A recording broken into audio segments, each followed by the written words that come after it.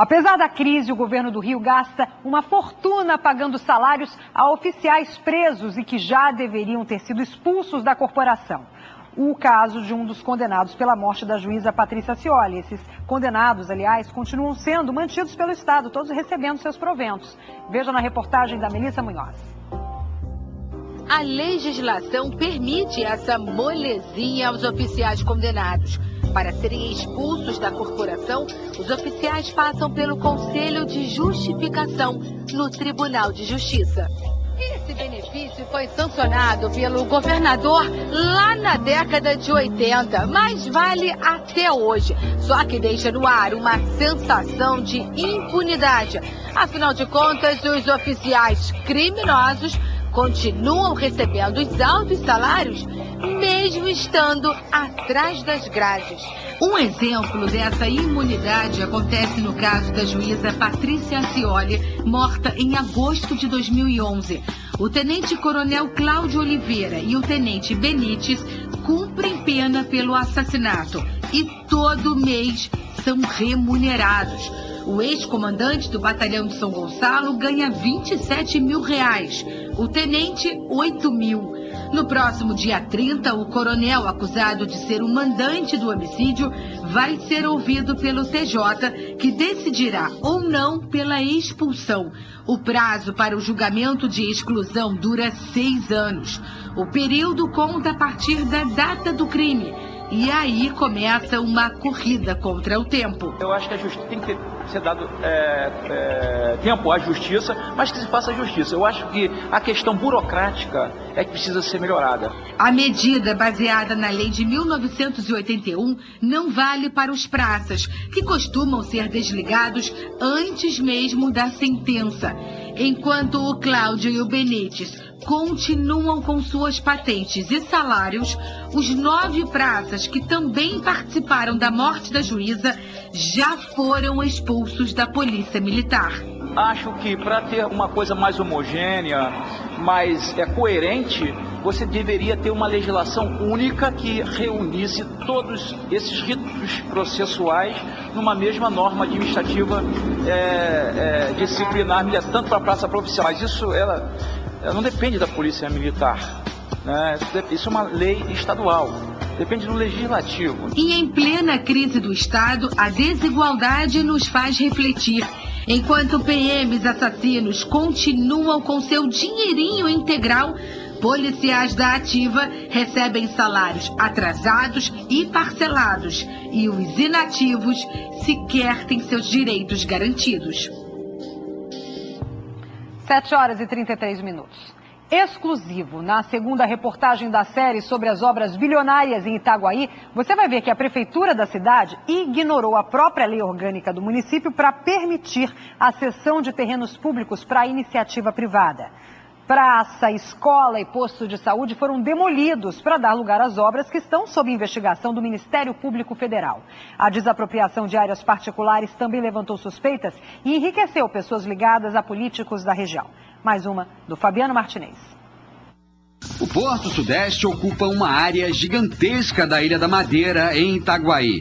Tem capacidade para exportar 50 milhões de toneladas de minério de ferro por ano. Custou mais de 4 bilhões de reais.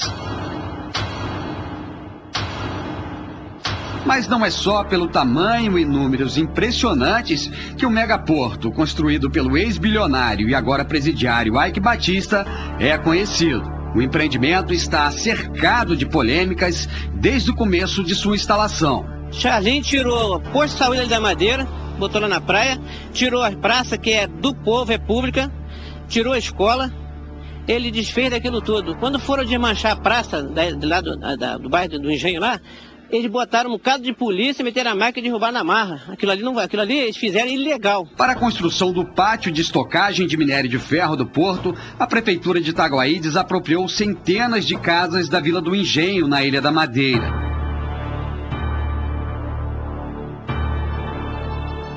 Até áreas públicas foram cedidas para a empresa de Eike Batista.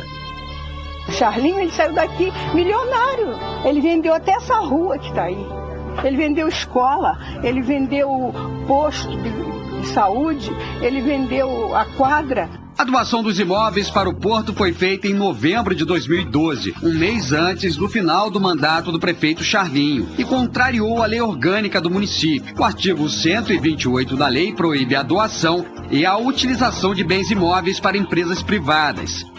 Mas a lei que rege a cidade foi simplesmente ignorada pelo prefeito. Não só vergonhoso, como humilhante para a Ilha da Madeira. Um mega empreendimento que veio para cá, para a Ilha da Madeira, que é o Porto Sudeste, né? De contrapartida para o pescador, o que veio? O que veio para o morador? Nada. Só veio, inclusive, para o prefeito. Em frente do que sobrou da única escola pública da vila, o jovem pescador se lembra dos tempos de criança e lamenta. Na Vila do Engenho não tem mais escola. Nem escola, tinha praça, tinha quadra de esporte. Dona Onília olha de longe o sítio em que viveu durante anos com a família. O pai dela foi o primeiro morador a ter que deixar a Vila do Engenho. Dona Onília, olhando daqui, a senhora sente saudade do sítio? Sinto, com certeza. Isso aí foi minha vida, a vida da minha mãe, a vida do meu pai, dos meus irmãos, dos meus filhos que foram criados aí. O sítio foi comprado em 2010 por Alexandre Oberg, procurador-geral do município, e pelo secretário de Indústria, Comércio e Turismo da cidade, Alexandre Vale, por R$120 mil. E vendido 3 meses depois para a empresa de Ike Batista, responsável pela instalação do Porto Sudeste, por R$10.300 mil, um lucro de mais de 20.000%. Meu pai sofreu essa pressão aí das autoridades municipais. Eu presenciei, né, na sala do Alexandre Albergue Ferraz, com meu pai, meus 2 irmãos, ele insistindo com meu pai. Se meu pai não aceitasse que eles poderiam, meu pai e a família, poderia sofrer uma desapropriação.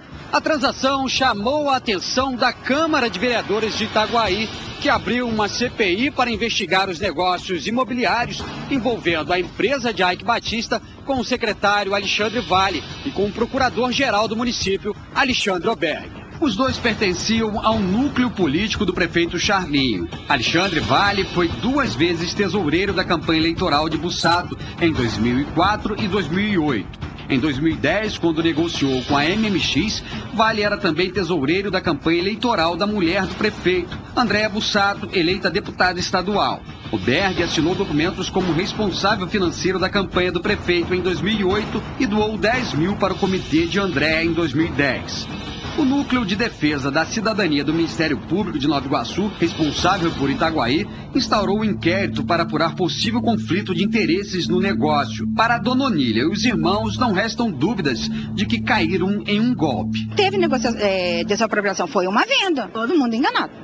Todo mundo, literalmente enganados. Todo o pessoal da prefeitura sabia toda a transação que ia ser feita. Só eu não, todo mundo aqui da Ilha da Madeira foi enganado. Pouca coisa sobrou na Vila do Engenho. Os esqueletos das casas dão a impressão que o bairro foi abandonado depois de alguma tragédia. Mas 25 famílias ainda insistem em permanecer no lugar em que nasceram, mesmo com um gigantesco e indesejado vizinho. E a gente vai fazer o quê? Vai morar embaixo da ponte? Então eu quero ficar no meu sossego.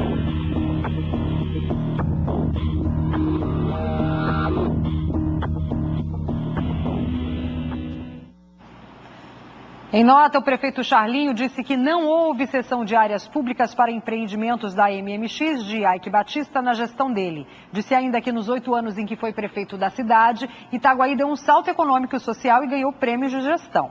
O prefeito já havia respondido sobre a evolução patrimonial, alegando que tudo está declarado e que vem de família rica. Em relação à decadência de Itaguaí, ele disse que isso começou após ele deixar o governo em 2012, sendo sucedido pelo prefeito Luciano Mota, do PSDB, que foi caçado por corrupção, e por Wesley Pereira, do PSB, que teria deixado a cidade com dívidas de R$200 milhões.